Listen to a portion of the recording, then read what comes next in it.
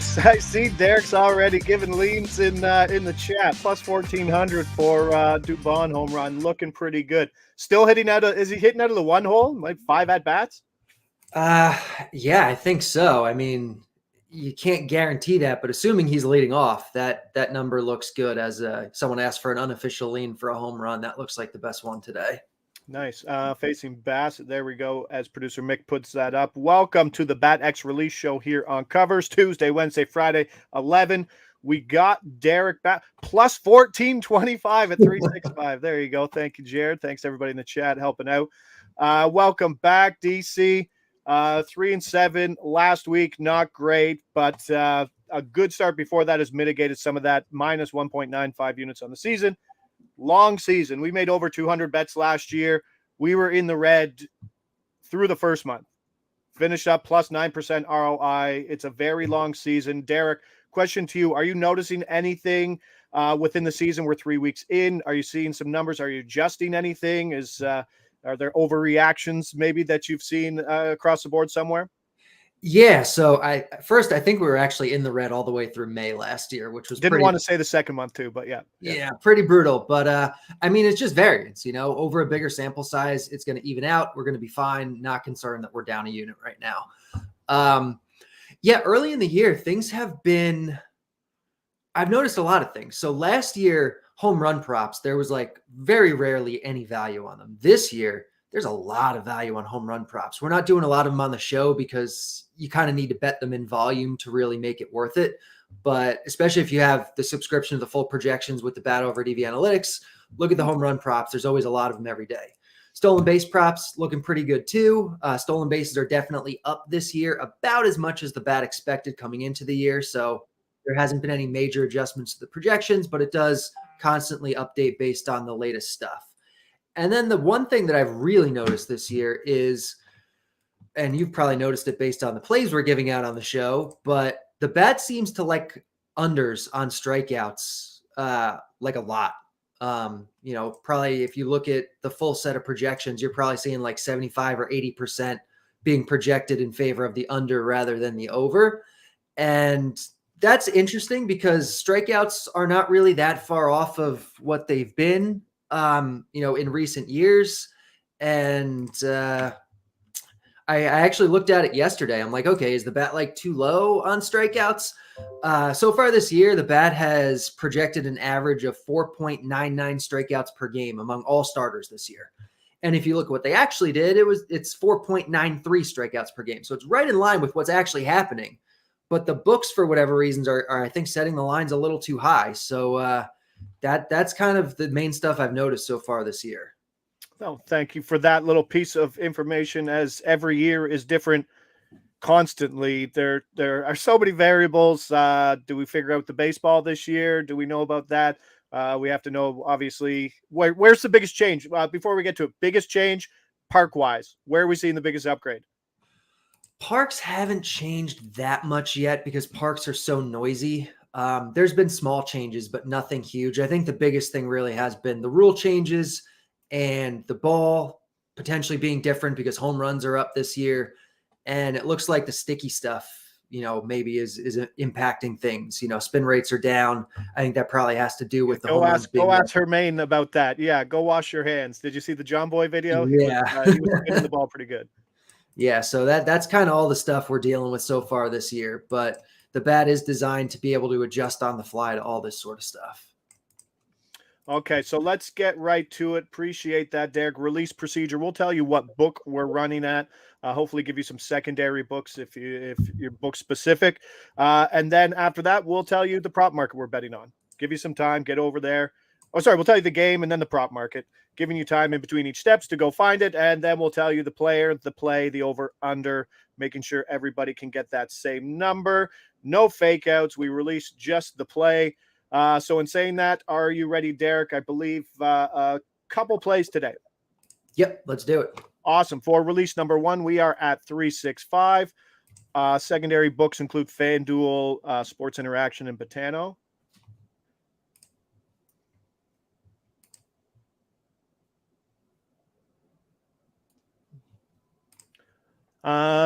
Game in question, Pittsburgh at Colorado. Pirates at Rockies.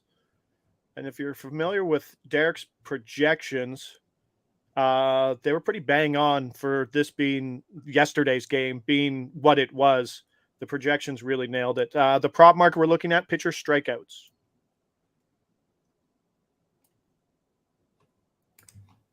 For release number 1, we are on Pittsburgh starting pitcher Vince Velasquez under 4.5 Ks minus 140. Vince Velasquez under 4.5 Ks minus 140. That's a 365. Let us know in the chat again where you got it. If it's moving. Coors, Derek obviously hasn't been a great place to pitch. Wasn't great last night. 17 runs, 26 hits. Velasquez is essentially the number 6 starter on this Pirates rotation that's not deep. JT Brubaker is the 4 or 5 guy. Hits per 9 above 1 per inning, 10 to 7 K to walk ratio over 3 starts. Bottom 20% in K percentage. What's the projections here and how tough is this matchup? Even if the Rockies aren't a great offense, which I think is more priced into it than the actual hitting environment. Yeah, exactly. Like Coors Field obviously is just a crazy good park for hitting. It has the second best hitting weather today. Vince Velasquez is not very good to begin with. And even though everyone thinks of Coors Field as like, home runs and big offense and whatever, the main thing it does, the biggest impact it has on anything is on suppressing strikeouts. And so under here looks really good. The bat is projecting 3.24 strikeouts for Velasquez. So we're getting a strikeout and a quarter under this line. We're getting it at good value. Some books I've seen, minus 175, minus 180. I think a couple books actually have 3.5 lines out there right now. So yeah, we just saw plus 130, under 3.5 plus 130 from Matt. Thank you, Matt. Your projection was what, 3.2? Yeah. So even that number, if that's where all the books move to, like if you're getting 3.5 plus money, that's still fine. 160? Yeah, I'm fine taking it at minus 160 if that's the best you can find right now. Okay, so Vince Velasquez under 4.5 Ks, gone at MGM now. Evan, as we know, MGM has been quick to take things down. Vince Velasquez under 4.5 Ks, minus 140. That's locked in. Release number 2, we're at Bet365. Worst numbers at Bet Rivers, worst number at DK.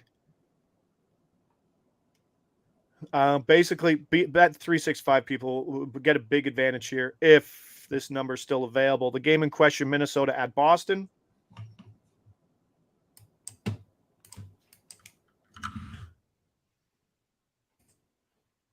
Prop market, pitcher outs. Nice, still there. And for release number 2, Chris Sale over 15.5 outs plus 130. Chris Sale over 15.5 outs plus 130. Not widely available at that number. There were some plus 115, some plus 110s, but the market is plummeting on this. Obviously projecting Chris Sale to go over 15.5 outs, but this is the last line at plus 130. Like I said, some sharp books plus 105. He's building up his pitch count with this being the 4th start. He's missing bats, which is important, 31% called strike whiff rate.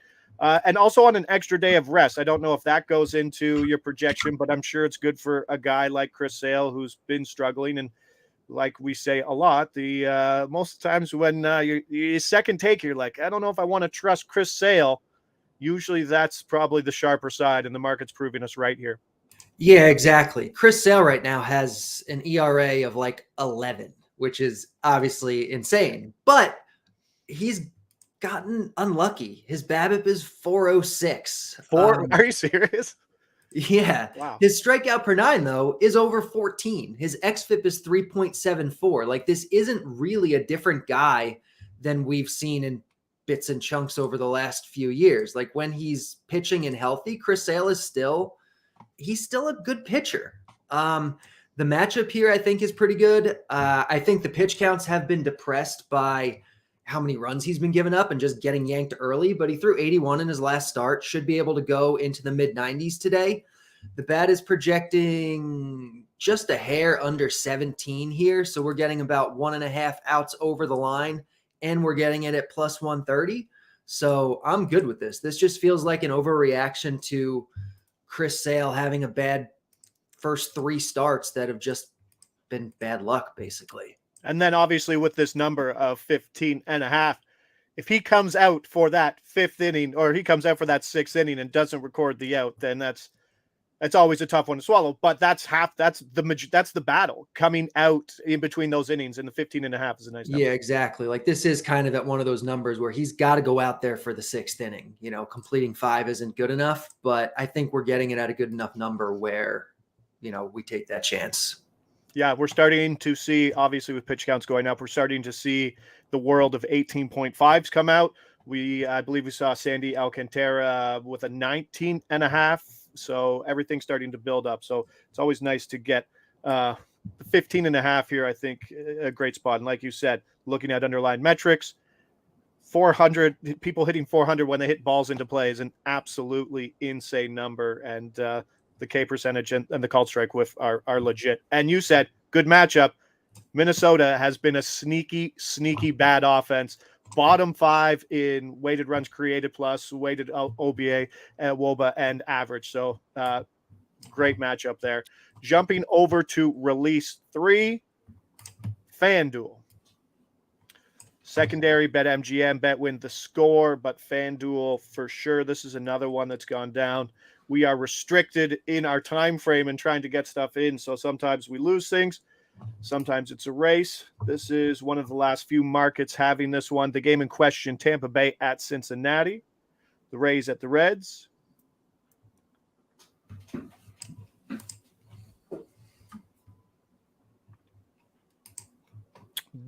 Don't believe I called DK sharp shot. Other books. I believe Pinnacle was plus 105. Tampa Bay, Cincinnati, pitcher K's. Pitcher strikeouts market.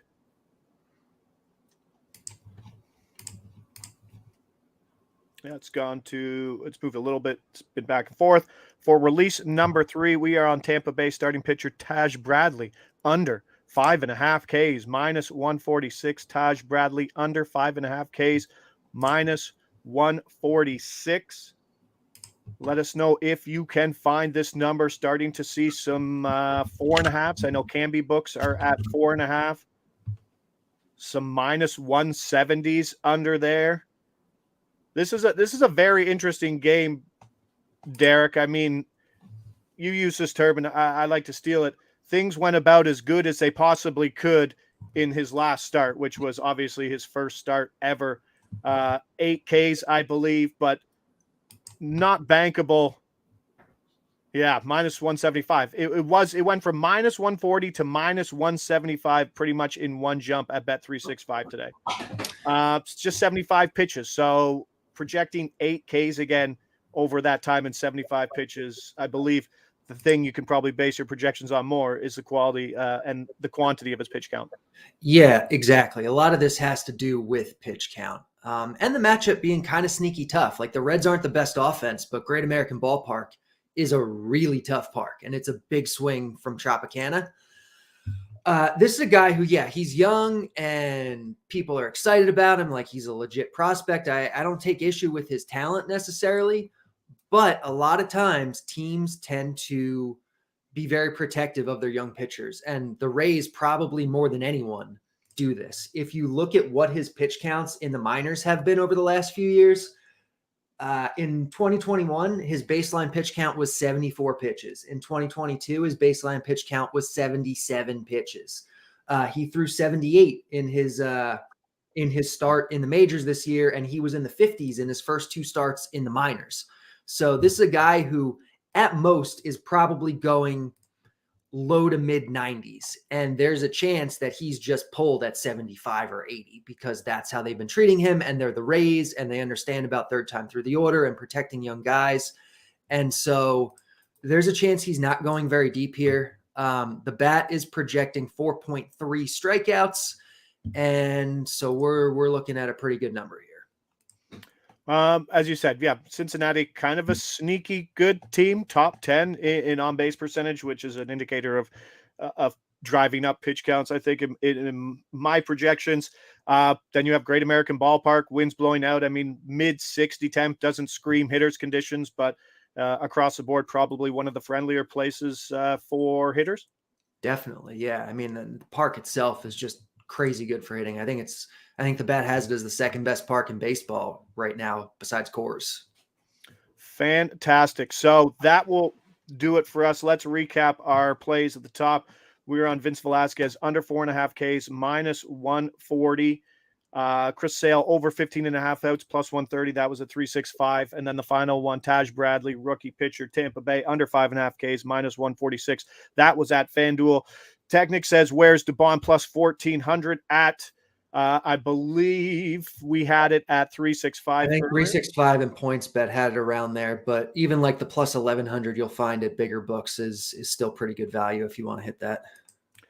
Now, before I send everybody off, we're here every Tuesday, Wednesday, Friday, 11 a.m. I like to steal Derek's time and think about what's going on in baseball. What is your thoughts, and put you on the spot, what is your thought immediately when you see guys like Cedric Mullins plus 190 for a stolen base? I mean, it's crazy, like obviously steals are up, guys like that are going to steal. It's crazy to compare that to the numbers that we were getting him at the start of the year and how much they've moved. I don't think there's a lot of value at this point. That's kind of like what we saw with John Birdie last year when he was stealing bases like crazy. Like for the first week or two, like the odds were amazing and he projected as such good value. And then it kind of swung the other way where the market kind of overreacted. And so I haven't actually looked at Mullins, but I would imagine that's probably plus 190 today. Yeah. You pretty much have to put him and Jorge Mateo together to get any kind of money. Yeah. But those days are gone once they started stealing bases in pairs together. So that's gone. Other things I've noticed, the Angels aren't stealing bases. Your projections have Shohei showing value on stolen bases regularly because, I mean, speed and everything at 11-1. But how much is managerial green lighting for projected into stolen base props? Yeah, Ohtani's such a weird one because with him being a pitcher, and I generally stay away from his just because you don't know, are there certain days that he's just not given the green light over others? And can you find that pattern? And is there, I don't know. Ohtani's the one that I'm a little hesitant to bet those on. Yeah, it seems very much like some teams are willing to run more than others. So hopefully everybody cashed some stolen base props early in the season because the value seems to be getting pretty zapped when we're looking at plus 190s. But hey, plus 1,400 home runs, why not? Certainly worth a run there. So I'm Josh Ingles. He's Derek Carty. These are the Bat X projections on covers. We'll see you back here tomorrow at 11 a.m.